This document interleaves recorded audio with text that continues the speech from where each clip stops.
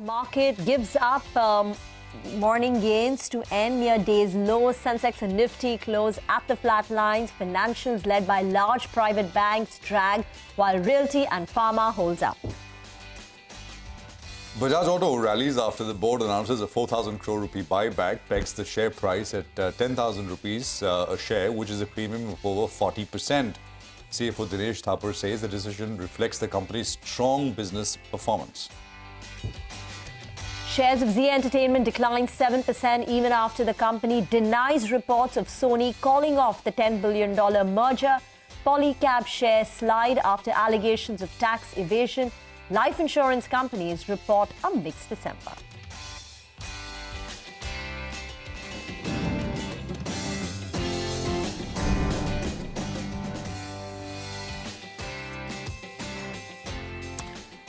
Hello and welcome to a new edition of Markets Forward, the show where we aim to get you all the data points you need as we gear up to another trading session. I'm Prashant, with me, my colleague Rima Tendulkar. Rima, hi. Hi, and we do have a lot lined up for you in the next 20 minutes with all the big news, the key developments in the Lal Street, top corporate voices and events to track ahead. But first, the market action. You know, yesterday we had a sharp near 200-point fall. And this morning, when we woke up with positive global cues, you thought you're going to recover all those losses of yesterday, but that's not the way the day played out. I mean, I thought in the morning that we would recover briefly. And then, but the closing would be important. The last 2 hours would be important. And that was disappointing. Actually, it would have been strange if after yesterday's 200-point down, today we ended with 200 points up. But we would have ended with significant gains, right? Yeah, but as it's a point we've made over the last few weeks that the daily up and up kind of market we've seen, right? I mean, in November and December, that is not what we have in January. There is a strong seasonality working against the market as well. And the price action is reflecting that. So just a few things. So disappointing close because the market started 100 plus points higher and then through the course of the day, especially in the last hour, it gave up gains. Banks at the trouble spot. The Nifty bank yesterday ended under the 20-day moving average. Today, it climbed above it briefly, but then ended under it once again. So where next for the Nifty bank? I would say around the 46,650 kind of levels. That's nothing but the 40-day exponential moving average. Support for the Nifty is the 20-day. For the Nifty bank, that 20-day is gone. Nifty is not. And that, as of yesterday's close, stood at 21,425. Not very far away. It's about 80 odd points away. But that's essentially the line in the sand. I mean, you know, the market necessarily does not have to fall a lot. It's possible that, it's just a 1 or 2 day kind of shakeout and the market starts to move back up again. Although, as I said, the January seasonality, especially after what has been exceptionally strong November and December, is something which I would say sort of, makes one believe that is not the base case here. The base case is, fair bit of volatility through the course of this month and maybe a little bit of downside at some point in this January. We don't know if this is the leg right now or maybe the market recovers and then sees another leg lower. So 21,540 on the Nifty finally at close. Rima. And the big drag came in from the banking universe. The Nifty bank ended 700 points off the session highs to finally see a cut of about 200 points. And it was these large banks like HDFC Bank, ICICI Bank, Kotak Mahindra Bank, where you saw bulk of the selling pressure. Today was also the Fin Nifty expiry, and that usually tends to add to the volatility. But even the rest of the sectors, like Nifty FMCG index also ended in the red, so that also added to some pressure. But here's a lineup of what we have for you in store today. We start with the top movers of the day with. Okay, let's pick up from Rima there while she has a glass of water. Well, we'll tell you, of course, the top movers with Vivek, who's standing by on the big wall in just a bit from now. We'll tell you the stocks that made the headlines. Bajaj Auto, of course, is stock number one. We'll get you the key reasons that led, were the reasons behind the rally of the stock. And last but not the least, we delve into the key market events to watch out for as we come back tomorrow morning. So that's the lineup here over the next 20-25 minutes. But first up, Vivek is standing by with the movers and shakers, stock-wise, for today. Vivek, over to you. Well, absolutely. What's actually happened is that volatility has increased quite significantly. So markets not able to hold on to the gains, like you mentioned. But the first set of stocks today that we have The auto pack, the entire auto pack, some buyback news coming in from Bajaj Auto, but not only the auto stocks, even the auto ancillary names, some like, Bharat Forge, Balkrishna Industries towards the end of the trading session saw significant up move. So all of them managed to hold up and gain, in today's trading session. The next set of stocks that we are tracking is the capital goods pack. So capital goods back, last couple of trading sessions under a bit of pressure, but today most of them made a good comeback. L&T, was amongst the top gainers as far as the Nifty itself is concerned, and some of the, midline capital good names like ABB, Siemens today saw significant buying traction, and that also led to the recovery in a certain sense. Now moving on, the next stock on the radar is IRB Infra. So over here, like we mentioned through the day, the strong toll collections, especially for the month of December, this was something that kept the stock quite active in the session today. The next stock, JSW Energy, no fresh developments over here, but the stock closed higher by almost 8%. Good volumes, the second biggest gainer as far as the NSE 500 index is concerned. And the last stock in terms of the gaining pack is Suryodaya Small Finance Bank, up over 9.5% today. Very strong volumes in this particular name as well. Now coming to some of the stocks that saw quite a bit of selling pressure, the first stock on the radar is Colgate. Kotak Institutional Equities today downgraded the stock to a sell rating, and the stock opened low and saw continued selling pressure through the course of the day. Polycab, one of the top laggards today, lot of news flow in terms of tax evasion. The management did clarify it to us, but despite that, it was the top F&O laggard today, significant selling pressure. The next stock, again, very volatile day for Zee Entertainment today. Company did clarify to the exchanges that, they are working towards the merger, but despite that, the stock ended lower by 8%. And largely, Page Industries, this particular stock, through the course of the day, saw significant selling pressures. Page Industries, the last stock today, amongst the top laggards as far as even the F&O as well as the cash market is concerned. Thank you very much for that. We've got Sudip, Bandyopadhyay, Group Chairman at Inditrade Capital joining in, and Shilpa Rout, Prabhudas, Lilladher joining in. Afternoon, and thank you for joining in. Sudip, the first question is picking up from what Vivek was telling us about Polycab. Now, ever since news about those IT raids surfaced about 2 to 3 weeks back, we've seen the stock derate. The stock was at 5,600 prior to the news, and now it's down to 4,800. We've seen quite the fall. The management has come out and denied any wrongdoing, but we've seen a big fall in the stock, more than about 10%.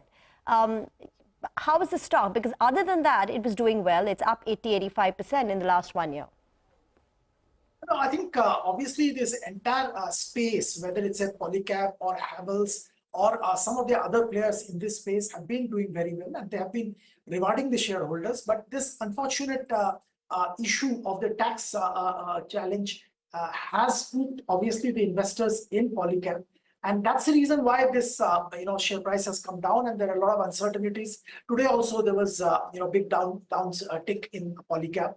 But if whether one should go and buy Polycab today, I think I will hold back.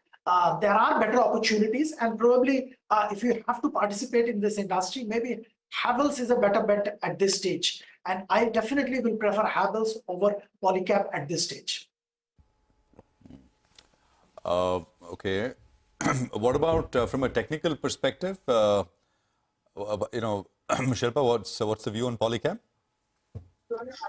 Good afternoon, Prashant and Rima, and thank you for having me on the show.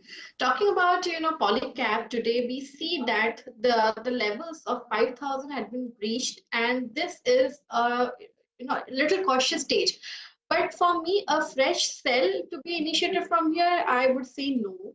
A buying opportunity can come at around 4,600 zones. So wait for it till tomorrow. If there's any clarification coming, or the stock is moving past 5,000 again, then a buy. Otherwise, this 4,600 zones, I believe, will be a good support to enter again. By the way, how are markets looking? I mean, what do you make of today's price action? Yeah, if you talk about indices, we see again 21,500 holding quite well, and yesterday also this was a level where it was defended. So I believe again tomorrow we might see a small gap up, and then again 21,700 zones on the upside and 21,500 on the downside. This will be the 200 points of congestion for some time now, where either one side of the levels has to be breached decisively to see some sort of price action happening. Otherwise, this range is going to be played every day. And Bank Nifty also, we see that 47,000 looks like a good support technically, and option chain also we see good amount of good writers standing tall there. So this 47,000 again should hold. If this holds, then again then 47,500 to 700 zones will be playing out. So this range of 500 to 700 points for Bank Nifty and Nifty for 200 points is something that we might see playing out for a couple of sessions more. Okay, all right. So ranged is the view on the market. Well, the stock which was in focus today was Bajaj Auto. This after the board at Bajaj approved a 4,000 crore rupee buyback at a price of 10,000 rupees per share. That's a 40% plus premium to the last close price.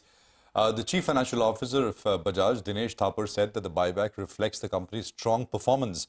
He also added that promoter holding post the buyback, promoters will be participating in the buyback, will still be around the 55% levels. Essentially about 4 million shares that we are looking to mop up as part of this buyback. It's about 16% of our paid up share capital and free reserves, and therefore this is subject to shareholder approval, and we'll run through that process between now and the middle of February. We reflected on this and had an extensive discussion at the board, was to really use this as an opportunity to reflect on our performance over this last little while, which has really been quite compelling and really outperforming in terms of the broader industry. Will not end up diluting because we think, with the current pricing that we've put out, it presents a very compelling proposition for investors and shareholders to really make their full entitlement. And therefore, if that was to be the case, the promoters will tender in line with their entitlement. To that extent, I expect post buyback shareholding for them not to be diluted. In fact, it might creep up slightly because we've also got a 15% reservation for small shareholders over here. So when you do the maths on a post-buyback percentage, the promoter holding, assuming everyone tenders in line with their entitlement, should be at about the same levels or a tad higher. Sudip, if you are a shareholder in Bajaj Auto, a retail shareholder, would you recommend tendering in the buyback, because it is an attractive price of 10,000 rupees per share, and thoughts on this, stock price over the medium term as this buyback plays out? Well, I think this is a very, very tricky one. I would definitely say, the stock has been doing exceedingly well. The company's performance has been fantastic, and the management commentary, whether Mr. Rajiv Bajaj or Mr. Sharma or even Mr. Thapar today, what they are talking about, I think they're supremely confident of their existing business, what they're doing, and their lineup. The only one piece which has not been working for them has been the export area. And at some point of time, once that starts kicking in, I think it will be even better. So, there's absolutely no problem as far as the stock is concerned. But the buyback price is too attractive. And I think, if you look at it a little dispassionately, I think this is a way of rewarding the shareholders. Instead of giving dividend, they're doing it through buyback, because it's more tax efficient. So, after analysis, I have been recommending that, shareholders should participate in the buyback, and proportionately they will get diluted. Whatever shareholding they have, proportionately they will get diluted. I'm assuming pretty much everybody will take that call and everybody will surrender. That's what Mr. Thapar is also saying.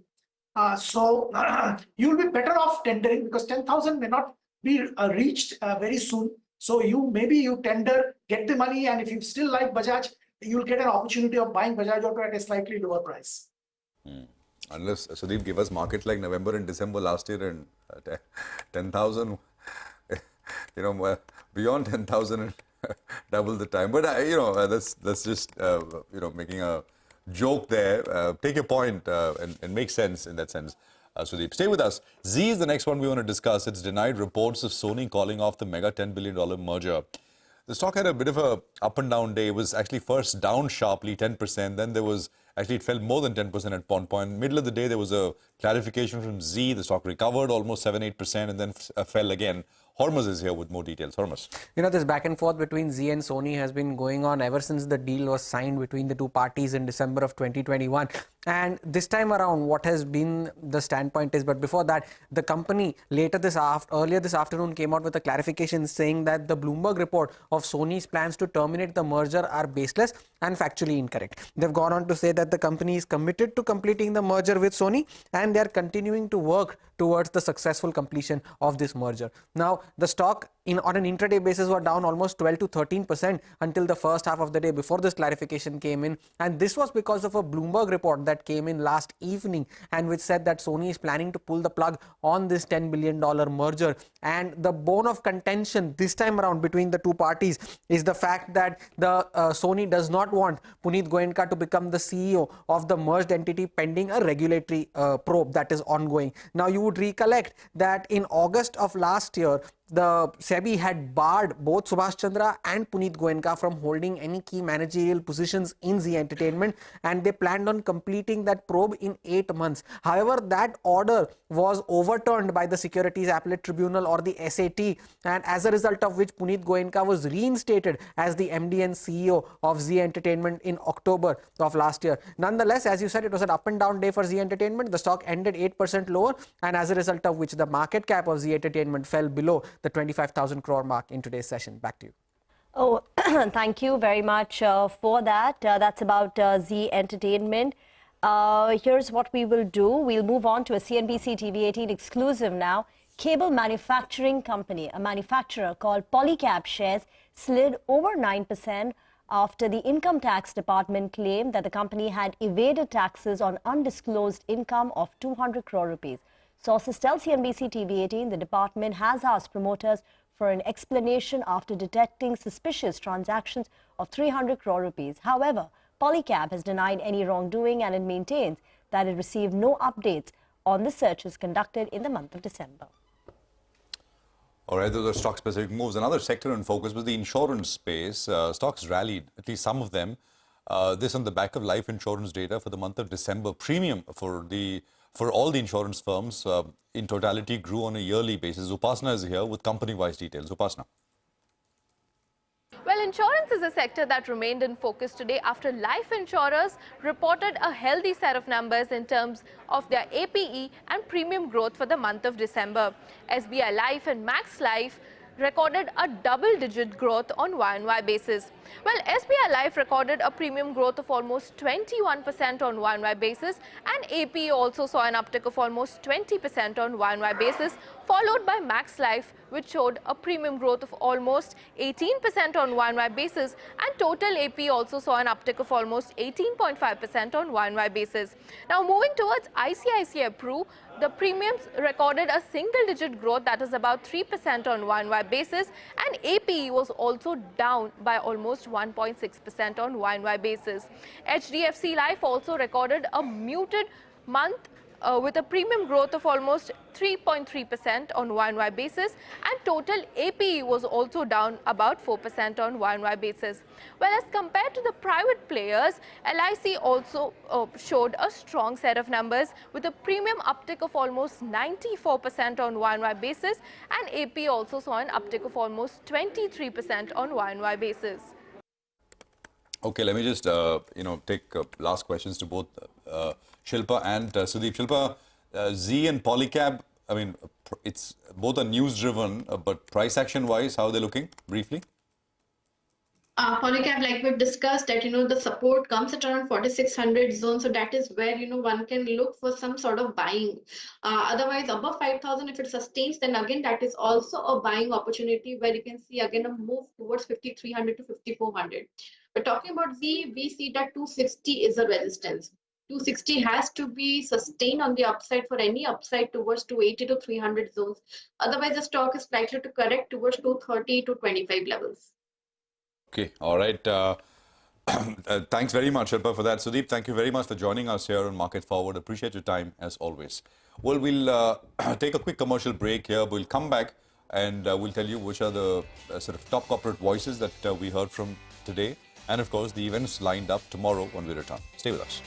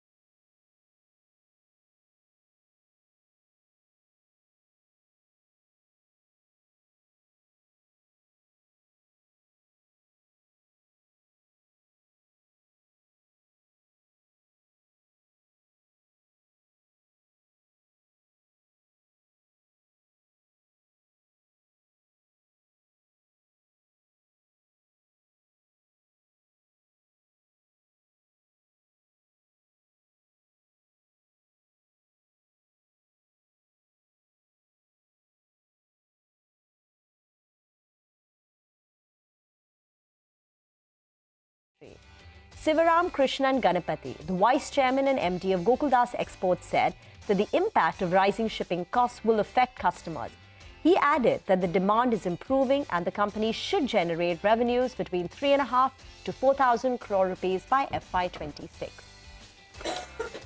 Okay, more corporate voices. Let's take a look at CNBC-TV18 Global Exclusive. Starbucks CEO Lakshman Narasimhan expects to continue to work in partnership with the Tata Group here. Speaking with my colleague Shireen Bhan, he's also bets big on India as a market. He said that they plan to open one new store every 3 days in the country. I'm really excited by India and what is happening here. You and I just discussed this earlier. I've come to Pune and it looks so different. We see the investments being made in infrastructure. We see the consumer, getting great strength. The country is poised for takeoff. And our business has been built very systematically over the course of the last 10 years with a base of partners who are extremely strong and a partner like the Tatas where the values are entirely consistent. Chandra and I have known each other for years and, it's a very similar orientation to India, the potential of India and where we could go. What we have announced is the fact that, we're going to be opening, if you look at last year, we opened one store every 5 days. We're now moving to one store every 3 days. And before we wrap, we bring you the key market events to watch out for. Sonal joins in.